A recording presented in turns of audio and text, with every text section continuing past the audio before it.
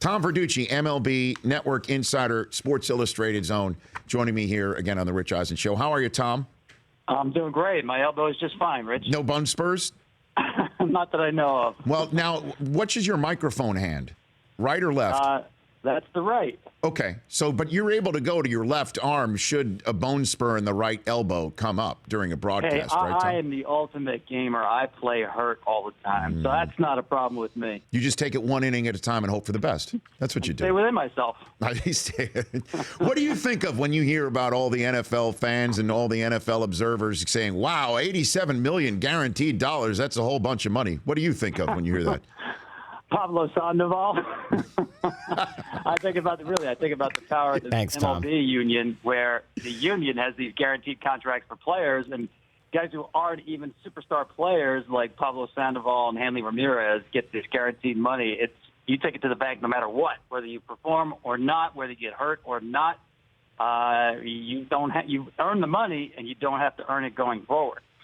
Well, is there any movement in Major League Baseball to try and corral the salary costs, or they just realize it is what it is? This happened with Marvin Miller decades ago, and we're never going to change it.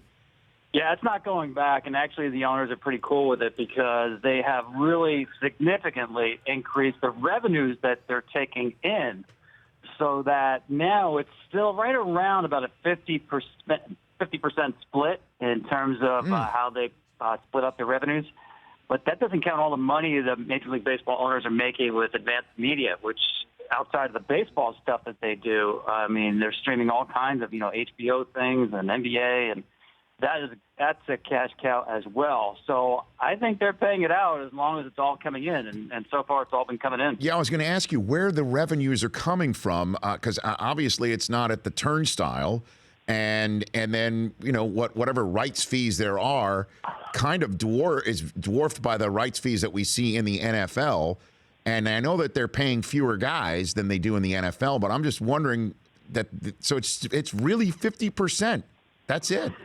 Yeah, it is. Actually, the turnstile count has been very stable in baseball. They're doing very well with attendance. When you think about there's 2,430 games a year at Major League Baseball, it's averaging like 30,000 per game, and that's held steady against all the competition in sports and entertainment, so that's been good. But the big increase has been in the regional sports network dollars, especially for baseball, because it's all about content, man. With all those games in baseball, you have a ton of content. Now, the big question going forward is, with all these millennials cutting the cords, are they still going to be drawing the same kind of eyeballs to these cable regional channels as they have been in the past?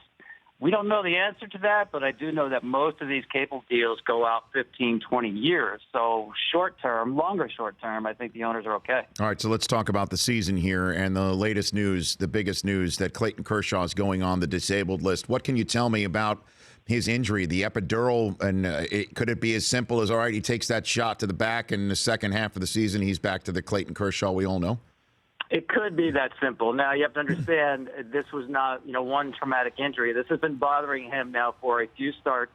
He's been pitching through it with anti-inflammatories. It just got to the point where he's just not good enough to pitch, that rough outing in Pittsburgh. And now I think what the Dodgers are doing is say, let's get this thing calmed down. We have the luxury, if you will, of the All-Star break, where you can shut him down into the break and out of the break and just hope he responds to rest.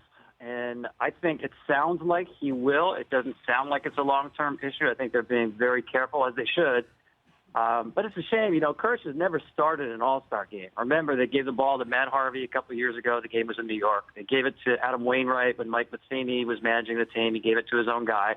I know it was very important for Clayton to start an All-Star game, and this should have been the year.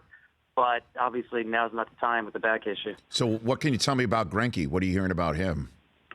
These things are tricky now. Those obliques can be very lingering. I mean, talking anywhere from 4 to 8 weeks sometimes. So that remains to be seen. I've heard of some cases where, skip a start, you're good to go. It's just being super cautious. And other times, like I said, it can be almost 2 months. So I don't know enough about the severity of it, but that's something you don't want to mess around with. You don't want to pitch with one of those things if you feel it at all. And what about the Mets with Syndergaard and Matz? What are you hearing about with those two guys right now? Well, it's more serious, if you will, in terms of the extent of the bone spur with Mets than it is with Syndergaard. A lot of pitchers throw with bone spurs. Some get too big, and you actually have to have the surgery. You know, Mark Appel, the former #1 pick of the Astros, who's in the Philly system, just had his done, and he's down for the year now. It's a 3-4 month recovery once you have it done. So the Mets are proceeding with caution. Obviously, they're keeping an eye on both these guys. But if it gets to the point where either one can no longer pitch with discomfort, then they'll have to do the surgery. And that's the key, Rich. It's not as if they're risking a blowout of the elbow. It's really nothing to do with that. It's not ligament related. It's pitching with discomfort. And if it gets too bad, then yes, you have to have the surgery, but they're not at risk of further injury right now. And I feel like we should complete the ER report with Strasburg. What are you hearing with him? It's unbelievable what's happened here. Yeah, I mean, he's one of these guys. You almost cross your finger. He's had a lot of things happen to him in his career already. The Tommy John surgery, the benign tumor removed last year, and now the upper back, lat type area there. Again, I think the All-Star break midseason is a really good time to shut guys down, to get some extra days, probably only miss a couple of starts. I really thought Steven had gone to a next level this year. You know, he started mixing in the slider as a legitimate third pitch now, and it's a really, really good one. So I think what you saw of him first half is I think what you're going to see of him going forward, that he has gone next level.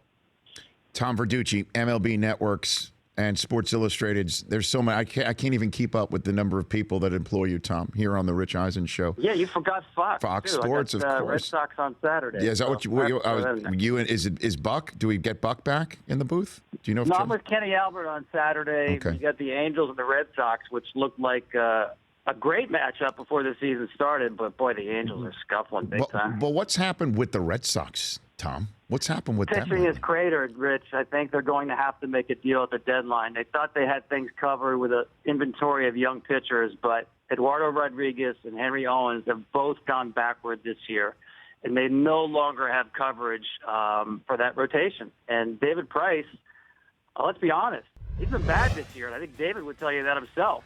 He's a guy who, like a lot of pitchers, had success with the cutter and fell in love with it, and he's lost his good fastball because of it. It happened to John Lester. It's happened to James Shields.